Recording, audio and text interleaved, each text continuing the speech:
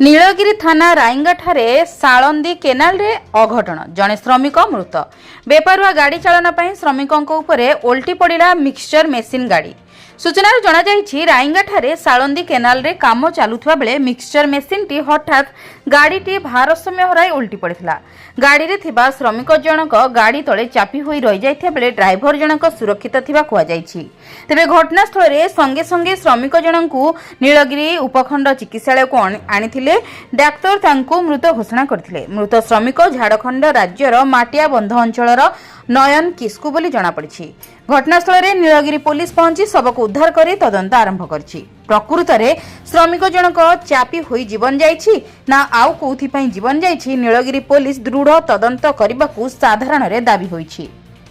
नीलगिरी कपिल सामल का रिपोर्ट, जन अधिकार लाइव।